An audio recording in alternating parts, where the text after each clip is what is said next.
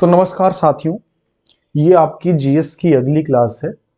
इससे पहले जो क्लास हुई थी उसमें हमने डिस्कस किया था भाग 1 के बारे में, संघ और इसका क्षेत्र, यानी कि भारतीय संघ और उसका क्षेत्र, जिसमें हमने उसके सभी अनुच्छेदों पर चर्चा कर लिया था। हमने ये समझ लिया था कि बेरूबाड़ी केस में क्या कहा गया था। अब हमें आगे जो 3 आयोग गठित किए गए भारत में राज्यों के पुनर्गठन को लेकर के, उन्हें इस क्लास में समझना है। महत्वपूर्ण है, कई बार परीक्षाओं में यहां से सीधे सीधे सवाल बनते हैं। तो साथियों, राज्यों के पुनर्गठन से संबंधित 3 आयोग जो हैं बनाए गए हैं। उन तीनों आयोगों ने क्या रिकमेंडेशन दिए और उनके आधार पर क्या क्या बदलाव हुए, ये हम लोग इस क्लास में समझने का प्रयास करेंगे। और मुझे उम्मीद है कि जिस तरीके से बाकी चीजें आपको समझ में आ रही हैं संविधान की, ये सारी चीजें भी आपको उतनी ही आसानी से समझ में आएंगी। ठीक है ना? तो विलंब नहीं करते हैं, चलते हैं। लेकिन उससे पहले थोड़ा सा रिकैप कर लेंगे। संविधान का जो भाग 1 है वो पूरे के पूरे भारत के भौगोलिक स्थिति की व्याख्या करता है। अनुच्छेद 1 कहता है कि भारत जो है राज्यों का संघ होगा, यूनियन जो है यूनियन ऑफ स्टेट्स होगा।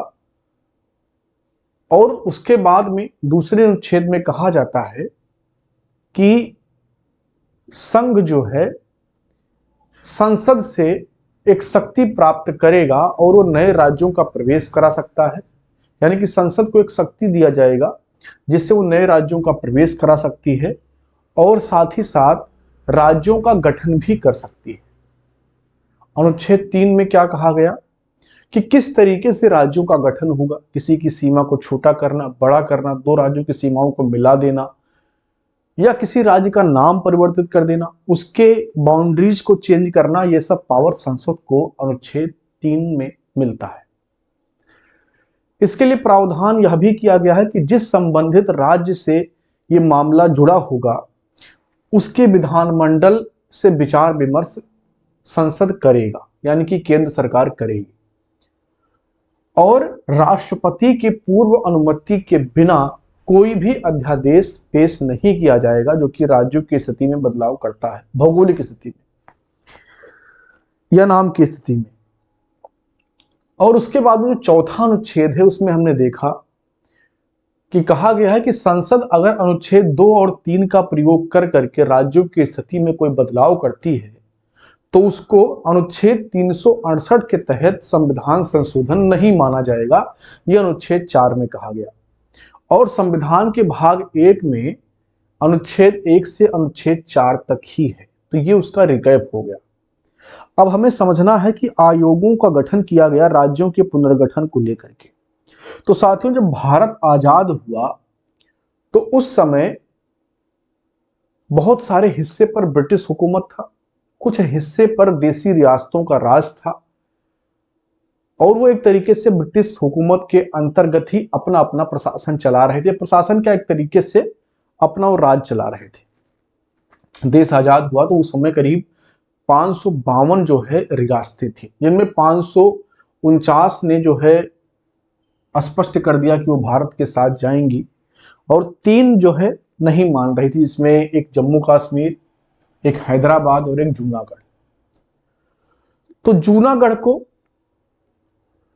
जनमत संग्रह के द्वारा जोड़ लिया गया, हैदराबाद को पुलिस कार्रवाई के द्वारा जोड़ लिया गया और जम्मू कश्मीर को वहां के राजा के हरि सिंह के जो है भारत में विलय पत्र पर हस्ताक्षर करने के कारण जोड़ लिया गया। यानी कि जम्मू कश्मीर, हैदराबाद और जूनागढ़ ये भी भारत का हिस्सा हो गए।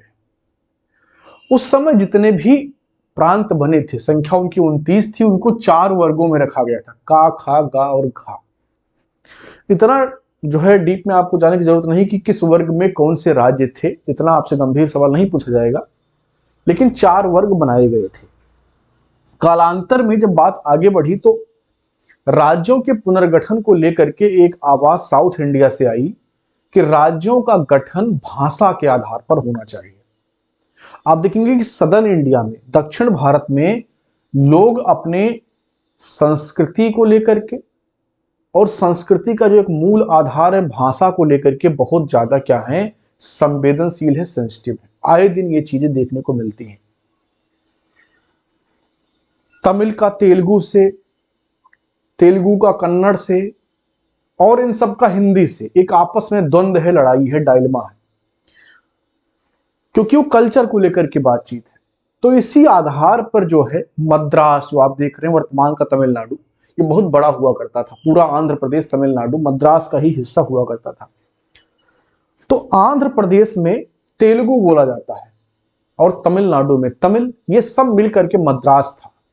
तो वहां पर एक व्यापक विरोध जो है देखने को मिला कि ऐसा है, भाषा के आधार पर अलग राज्य बनाइए, ये हमें बर्दाश्त नहीं हो रहा है कि हम एक साथ रहें, हमारी भाषाई लड़ाई हो रही है। अच्छा ठीक है, तो इसके लिए क्या होगा कि आयोग का गठन किया जाएगा कि एग्जामिन करो कि जो लोग मांग कर रहे हैं उसके पीछे कारण क्या है, क्या इसको करना सही है कि गलत है। तो एक्सपर्ट को कहा गया कि आप एग्जामिन करिए। तो इस संदर्भ में सबसे पहला जो आयोग बनाया गया, जो सबसे पहला आयोग बना वो धर आयोग है। क्या है? धर आयोग। धर आयोग बनाया गया 1948 में। 1948 में लगभग मई जून के आसपास, एग्जैक्टली मंथ मुझे याद नहीं है, लेकिन शायद मई जून के आसपास धर आयोग का निर्माण किया गया 1948 में। धर आयोग को यह कहा गया कि आप एग्जामिन करिए, आप विचार करिए कि किस तरीके से राज्यों का गठन हो, क्या भाषाई आधार पर इसका गठन करना चाहिए कि नहीं करना चाहिए। तो धर आयोग ने एग्जामिन किया और दिसंबर 1948 में धर आयोग ने अपनी रिपोर्ट दी और धर आयोग ने क्या कहा कि भाषाई आधार पर राज्यों का गठन करना उचित नहीं है। क्या कहा?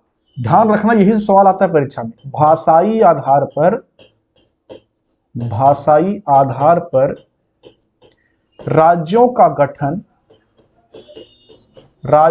गठन नहीं करना चाहिए, ये धर आयोग ने कहा। तो किस आधार पर करना चाहिए? प्रशासनिक सुविधा के आधार पर। किसके आधार पर? प्रशासनिक सुविधा के आधार पर। प्रशासनिक सुविधा के आधार पर राज्यों का निर्माण होना चाहिए, ये कहा किसने? धर आयोग ने। तो जो पहले से फूले बैठे थे और ज्यादा फूल गए हैं कि हम इतना दिन से मांग कर रहे हैं और तुमने आयोग बनाया, आयोग कह रहा है कि नहीं, भाषा के आधार पर नहीं होना चाहिए, प्रशासनिक सुविधा के आधार पर होना चाहिए। अब थोड़ा सा समझते हैं कि आयोग ने सही किया कि गलत किया। हाँ, तो देखिए भाषा क्या है? भावना से जुड़ी हुई चीज है। भाषा बहुत जरूरी चीज है। आप इसको तब महसूस करेंगे जब एक ऐसे क्षेत्र में जाएंगे जहां पर आपकी भाषा नहीं बोली जाती। भाषा बहुत ही ज्यादा कनेक्टेड है इंसान से, क्योंकि बिना बोले आप रह ही नहीं सकते। आपको हर काम के लिए बोलने की आवश्यकता है, तो भाषा बहुत जरूरी है। तो ये जन भावना हो गई। अब क्या जन भावना के आधार पर ही लोक नीतियां बदल देनी चाहिए? तो ये तो ठीक नहीं होता है भाई। कई बार जन भावना जरूरी नहीं कि नियमतः सही हो। तो आयोग ने कहा कि नहीं, ये ठीक नहीं है कि आप भाषा के आधार पर राज्य को बना दीजिए। राज्य बनाइए लेकिन प्रशासनिक सुविधा के आधार पर। प्रशासनिक सुविधा के आधार पर कि एक राज्य बनेगा तो उसकी राजधानी होगी, उसके जिला मुख्यालय होंगे, ये होगा वो होगा, और किस तरीके से लोगों को सहूलतें दी जाएंगी, यानी कि सरकार से कैसे कनेक्टेड रहेंगे, ये प्रशासनिक सुविधा के अंतर्गत आएगा। तो आयोग ने कहा कि प्रशासनिक सुविधा के आधार पर राज्यों का गठन किया जाना चाहिए, भाषा के आधार पर नहीं। और ये कहते ही क्या हो गया? मामला गड़बड़ हो गया। जो आंदोलन पहले से चल रहा था वो और तेज हो गया, उग्र हो गया कि नहीं, अब हम जो है भाषा के आधार पर राज्य बना करके ही मानेंगे। How dare you talk with me like this, की प्रशासनिक सुविधा के आधार पर आप बनाओगे। यानी कि आंदोलन क्या हो गया? तेज हो गया। तो अभी अभी भारत आजाद हुआ था, ये बात 1947 में आजादी मिला है, 48 में ये बवाल हो रहा है। अब उस वक्त जो देश के बड़े नेता पंडित जवाहरलाल नेहरू, सरदार पटेल, पट्टाभी सीतारामैया, इन तीनों लोगों को मिला करके एक कमेटी का गठन किया गया 1948 में ही, इसी महीने में। तो दूसरा आयोग जो बनेगा वो जे बी और पी। हाँ, सरदार वल्लभ भाई पटेल, सरदार वल्लभ भाई पटेल जी, वी बैन वाला भी होगा। हाँ, वल्लभ होता है, वल्लभ। सरदार वल्लभ भाई पटेल, पंडित जवाहरलाल नेहरू और पट्टाभी सीतारामैया के जो है नेतृत्व में एक आयोग का गठन किया गया, जेबीपी कमेटी इसको कहा जाता है। और इसका गठन किया गया दिसंबर 1948 में। काम वही कि राज्यों का पुनर्गठन किस आधार पर किया जाना चाहिए। अब ये नेता है, और नेता जो है जन भावना के हिसाब से ही निर्णय लेते हैं। नेता जन भावना के आधार पर ही निर्णय लेते हैं, तो नेता ने निर्णय ले लिया। इस आयोग ने माना, इस आयोग ने 1949 में अपनी रिपोर्ट सबमिट की, और इस आयोग ने क्या माना कि भाषा के आधार पर राज्यों का पुनर्गठन होना चाहिए। यानी कि भाषा एक महत्वपूर्ण जो है चीज है जिसको ध्यान में रखना चाहिए। तो भाषा के आधार की मान्यता जो है इस आयोग ने दे दी कि भाषा के आधार पर राज्यों का पुनर्गठन होना चाहिए। ये जो है स्वीकृति इस आयोग ने दिया। अच्छा, स्वीकृति दे दिया, लेकिन कोई काम नहीं हुआ। लोग थोड़ा सा उनका असंतोष कम हुआ कि भाई ठीक है, एक आयोग बना जो मान रहा है, और उसमें देश के प्रधानमंत्री जो नेहरू उसमें लीड कर रहे थे वो हैं, तो लोगों को थोड़ा सा एश्योरेंस हो गया कि ठीक है। लेकिन किसी राज्य का गठन नहीं किया गया, और लड़ाई ज्यादातर मद्रास में ही थी कि वो अलग से आंध्र प्रदेश बनाने की मांग कर रहे थे तेलुगु भाषी के लिए, ठीक है ना। तो वो लड़ाई कभी खत्म नहीं हुई। जब कुछ दिन बीत जाने के बाद भी राज्यों का गठन नहीं हुआ भाषा के आधार पर, तो एक आंदोलन प्रारंभ हो गया। हाँ, एक आंदोलन प्रारंभ हो गया, और ये आंदोलन जो है 1953 में इतना उग्र हो गया, 56 दिनों का लगातार जो है आंदोलन चला। और उसके बाद में एक कांग्रेस के नेता थे, 56 दिनों तक लगातार उन्होंने भूख हड़ताल किया, और इनका नाम था पुट्टू श्री रामलू। पुट्टी या पुट्टू ऐसे कुछ है इनका नाम, पुट्टी श्री रामलू। तो इनका क्या हो गया, निधन हो गया। पुट्टू श्री रामलू का निधन हो गया 56 दिन तक भूख हड़ताल करने के कारण। आधार क्या था कि तेलुगु भाषा के लिए एक राज्य बनाइए आंध्र प्रदेश, और इनका निधन हो गया। निधन हो जाने के बाद में तमाशा खड़ा हो गया बहुत बड़ा कि भैया अब तो करना पड़ेगा। ये जन भावना को इतना ज्यादा उद्दोलित कर देता कि अगर उस समय सरकार इसको नहीं करती तो एक तरीके से बहुत व्यापक आंदोलन होता, पता नहीं कितने लोग उसमें मारे जाते। तो सरकार ने तुरंत से एक्शन लिया। और आपको यहां पर ध्यान देना है कि 1953 में 1953 में भारत का पहला भाषाई आधार पर राज्य बनने वाला आंध्र प्रदेश बना। क्या? आंध्र प्रदेश। आंध्र प्रदेश भारत का पहला राज्य बना भाषाई आधार पर। कब? 1953 में। भारत में जितनी भी परीक्षाएं हुई हैं, जीएस जहां पर पूछा जाता है, यह सवाल जरूर पूछा गया है कि भाषा के आधार पर सबसे पहले कौन सा राज्य बना? आंध्र प्रदेश बना। कब बना?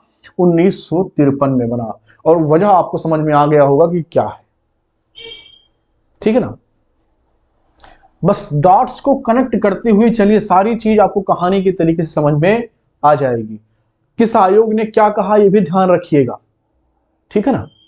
तो ये तो हो गया। अब जब 1953 में भाषा के आधार पर आंध्र प्रदेश का गठन हो गया, तो बाकी जगहों पर ये मांग शुरू हो गई कि अगर फलाने को मिला है तो हमको भी मिलना चाहिए। अब देश के कोने कोने से मांग उठने लगी। बंबई, जिसमें पूरा महाराष्ट्र और गुजरात हुआ करते, बंबई प्रेसिडेंसी जिसमें गुजरात और महाराष्ट्र दोनों थे, वहां भी भाई गुजराती बोलते, गुजरात के लोग गुजराती बोलते हैं, महाराष्ट्र के लोग मराठी बोलते हैं। वहां भी भैया कि हमको अलग करो, हाँ नहीं चलेगा। ऐसे हर जगह पर जहां जहां पर जो है बड़ी बड़ी प्रेसिडेंसीज थी, जैसे आप देख रहे हैं कि शुरुआत में बंगाल कितना बड़ा था। तो ऐसे देश में जितने बड़े बड़े भाग थे, वहां पर छोटे छोटे सेक्ट में ये लड़ाइयां शुरू हो गई कि भाषा के आधार पर क्या हो, राज्यों का गठन होना चाहिए। अब अगर भाषा के ही आधार पर राज्यों का गठन कर दिया जाएगा तो इससे नुकसान किसका होगा जानते हैं? किसका नुकसान होगा? राष्ट्र का नुकसान होगा, देश का नुकसान होगा। कैसे होगा? राष्ट्र की अवधारणा किससे जुड़ी हुई है? एक भावना से जुड़ी हुई है। राष्ट्र की अवधारणा किससे जुड़ी हुई है? एक भावना से जुड़ी हुई है कि हम भारतीय हैं। यानी कि हमें इस बात से फर्क नहीं पड़ता कि हमारा पड़ोसी कोई मुस्लिम है, इस बात से हमें कोई फर्क नहीं पड़ता कि आगे चल करके 10 घर के बाद में एक आदमी अंग्रेजी बोलता है, उसके आगे एक आदमी फ्रेंच बोलता है, एक पंडित जी संस्कृत बोलते हैं। दैट इज नो मैटर, क्योंकि हम एक भारतीय हैं, एक छत्र के नीचे हैं, एक राष्ट्र है हमारा। और अगर भाषा के ही आधार पर, एक भाषा के आधार पर राज्यों का पुनर्गठन कर दिया गया, जो कि संभव ही नहीं था। भारत में हजारों भाषाएं, और अगर भाषा के आधार पर राज्य बनाएंगे तो कितने राज्य बनाएंगे, और उसके बाद में आपस में लड़ाई कितनी बढ़ जाएगी अगर भाषा के आधार पर सारे राज्यों का गठन कर दिया गया। तो अब एक और सवाल खड़ा हुआ। इस सवाल का हल निकालने के लिए भारत सरकार ने फजल अली आयोग का गठन किया 1953 में ही। क्योंकि ये मामला खड़ा हो गया था तो फजल अली आयोग का गठन किया गया। किसका? फजल अली आयोग का। अब तीसरा आयोग बनेगा फजल अली आयोग।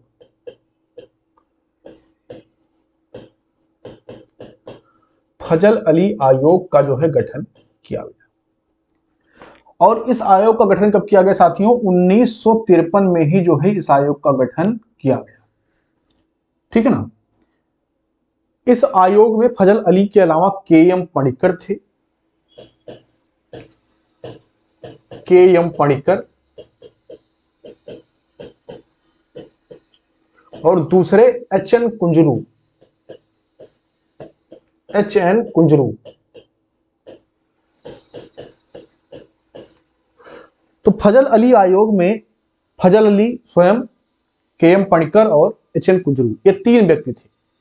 1953 में इस आयोग का गठन किया गया। उनसे कहा गया कि राज्यों के निर्माण को लेकर के क्या क्या आधार होने चाहिए, और भाषा को लेकर के जरा आप ज्यादा विचार करिए कि क्या किया जाए इसका। फजल अली आयोग ने अपना रिपोर्ट सबमिट किया 1955 में। 1955 में फजल अली आयोग ने अपना रिपोर्ट सबमिट कर दिया। अब रिपोर्ट में क्या कहा गया? रिपोर्ट में कहा गया कि एक भाषा के आधार पर राज्यों का पुनर्गठन करना कतई बर्दाश्त नहीं है, और यह देश के लिए अच्छा भी नहीं है। यानी कि भाषा के आधार पर, केवल एक भाषा के आधार पर राज्य का गठन कर देना सही नहीं है। यह किसने माना? फजल अली आयोग ने माना। लेकिन इन्होंने कहा कि भाषा के आधार को बिल्कुल डिक्लाइन नहीं किया जा सकता है। यानी कि भाषा के आधार को तो हम मानेंगे, लेकिन केवल भाषा के आधार को नहीं मानेंगे। सबसे पहला आधार क्या होना चाहिए? देश की एकता और अखंडता सुरक्षित होनी चाहिए। पहला आधार क्या होगा? देश की एकता और अखंडता पर कोई प्रभाव ना पड़े। दूसरा आधार क्या होगा? भाषाई एवं सांस्कृतिक एक रूपता को जो है देखने का प्रयास किया जाएगा। भाषा आधार होगा, संस्कृति आधार होगी, लेकिन ये एकमात्र आधार नहीं होगा। इसके अलावा देखेंगे तीसरा आधार बना वो वित्तीय और आर्थिक प्रशासनिक तर्क, कि भाई कहां पर आप क्या बना रहे हो, वहां पर कैसी व्यवस्था उपलब्ध हो पाएगी। तो वित्तीय और प्रशासनिक तर्क को जो है ध्यान में रखा जाए। और इसके अलावा ऐसा व्यवस्था किया जाए कि प्रत्येक राज्य एक दूसरे के कल्याण के लिए जो है साथ रहे। ऐसा नहीं कि एक दूसरे को दुश्मन हो जाए। तो देश के बाउंड्री के बाहर तो दुश्मन बैठे ही होते हैं हमेशा एक दूसरे से लड़ने के लिए। देश के अंदर भी बाउंड्रीज ना बन जाएं, ऐसा प्रयास किया जाना चाहिए। इस प्रकार राज्यों का गठन किया जाना चाहिए। तो एक तरीके से फजल अली आयोग ने एक रास्ता निकाला कि भाषा को भी आधार मानिए, लेकिन केवल आधार भाषा को मत मानिए। जो छोटे छोटे भाषाई समूह है उनको जो है एक साथ लाइए, उनसे बातचीत करिए, और उनको किसी तरीके से मना करके सरकार काम करे। ये एक तरीके से फजल अली आयोग ने अपना रिकमेंडेशन दिया, और सरकार ने इसको लगभग मान लिया। लगभग सरकार ने इसको मान लिया। और मानने के बाद में क्या होगा? जब मान लिया तो 1956 आया। 1955 में रिपोर्ट सबमिट हुई, सरकार ने स्वीकार कर लिया कि बात ठीक कह रहे हैं, मान लेते हैं। लगभग सारी बात मान ली गई। 1956 में सरकार ने राज्य पुनर्गठन अधिनियम जो है लाया। 1956 में राज्य पुनर्गठन अधिनियम लाया गया।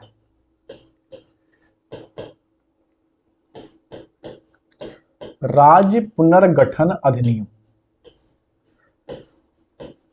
कब लाया गया? 1956 में लाया गया।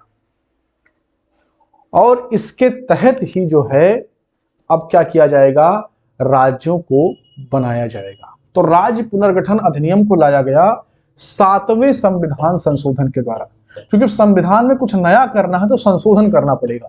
तो 7वें संविधान संशोधन के द्वारा राज्य पुनर्गठन अधिनियम को लाया गया और इसके तहत जो है राज्यों को दोबारा से परिभाषित किया गया।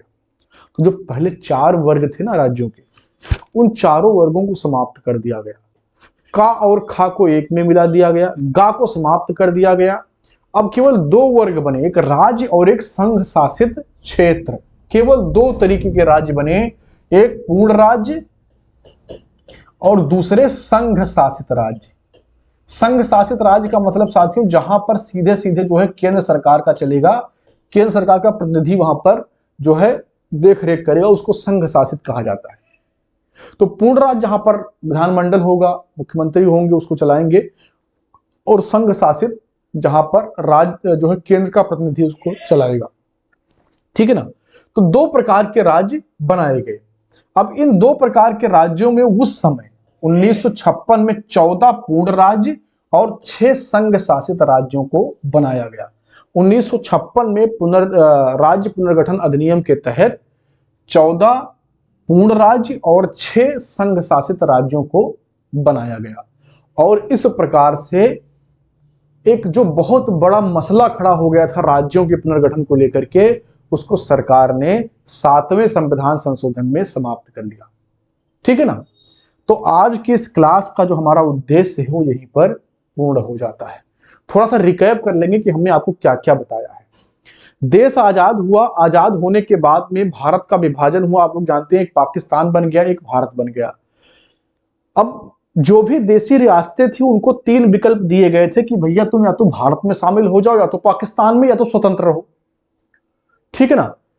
तो जो भारत वाले लोग थे, सरदार पटेल, नेहरू, ये सब चाहते थे कि ज्यादा से ज्यादा जो टेरिटरी भारत को मिल जाए। पाकिस्तान वाले जितना चाहते थे कि पाकिस्तान को मिल जाए। तो इसीलिए वो लोग जो है प्रयासरत थे अपना। ऐसे में जो देशी रियासतें थी उनको भारत में विलय कराया गया। मैंने बताया कि हैदराबाद, जूनागढ़, जम्मू कश्मीर, और उससे पहले 549 ने पहले से ही भारत में रहने का कह दिया था। कुछ देशी रियासतें पाकिस्तान के साथ भी गई थी। अब यहां पर समझने की बात यह है कि जब देश आजाद हुआ तो उस समय करीब 29 राज्य बने और इनको 4 वर्ग में रखा गया, का, खा, गा और घा।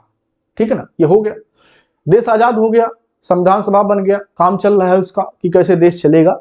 और भाषा के लिए लड़ाई शुरू हो गई कि भाषा के आधार पर राज्यों का गठन होना चाहिए। तो धर आयोग बनाया गया। धर आयोग ने कहा कि हम भाषा को नहीं मानते, हम चाहते हैं कि प्रशासनिक आधार पर बने। उसका विरोध हुआ। जेबीपी समिति बनी, उसने कहा कि भाषा आधार ठीक है, मान लिया गया, लेकिन उस पर कोई काम नहीं हुआ। 1953 में आंदोलन हुआ और आंदोलन के परिणाम स्वरूप आंध्र प्रदेश का गठन भाषा के आधार पर करना पड़ा। तो सवाल नंबर 1 क्या बना कि आंध्र प्रदेश पहला राज्य बना भाषा के आधार पर 1953 में। अब 1953 में जब उसको बना दिया गया तो और लोगों से और क्षेत्र से जो है मांग उठने लगी कि भाई हमारा भी बनाया जाना चाहिए। तो उसको देखते हुए फजल अली के नेतृत्व में एक आयोग का गठन किया गया जिसमें के.एम. पणिकर और कुंजरू साहब थे। इनका रिपोर्ट आया 1955 में। उस रिपोर्ट के आधार पर भारत सरकार ने 1956 में 7वां संविधान संशोधन करके राज्य पुनर्गठन अधिनियम को लाया और उसको लागू किया। उसके आधार पर 14 पूर्ण राज्य और 6 संघ शासित क्षेत्र बनाए गए। बाद में उनकी संख्या बढ़ी, कैसे कैसे जो है बाद में राज्य बने, वैसे कैसे उसमें ऐड हुए, वो बाद की बात है। लेकिन यहां तक जो है हमारा संविधान का भाग 1 समाप्त हो जाता है, जिसमें हमको संघ और उसका क्षेत्र पढ़ना था। तो ये मोटा माटी आपका समाप्त हो जाता है। तो मुझे उम्मीद है कि सारी बातें आपको समझ में आई होंगी, जैसे अभी तक समझ में आ रही थी। अब इसके आगे हमें नागरिकता को पढ़ना है, जो कि भाग 2 है, और वो अगली क्लास में होगी। इस क्लास में अगर आपको कोई संदेह है, कोई समस्या है, कोई चीज नहीं समझ में आया है, तो आप लोग कमेंट बॉक्स में पूछ लेंगे, क्योंकि आज की ये क्लास लाइव नहीं हो पाई है, रिकॉर्डिंग आपको मिल रहा है। तो अगर कोई समस्या होगी, कोई दुविधा होगी, तो आप लोग कमेंट बॉक्स में उसको लिखेंगे, और अगली क्लास को करने से पहले मैं कमेंट पढ़ लूंगा और आप लोगों के सवालों का उत्तर दे करके ही आगे बढ़ेंगे। तो अगला जो भाग होगा उसमें हम लोग नागरिकता को पढ़ेंगे। हाँ, ठीक है। तो इस क्लास में इतना ही, मिलते हैं अगली क्लास में। बहुत बहुत धन्यवाद।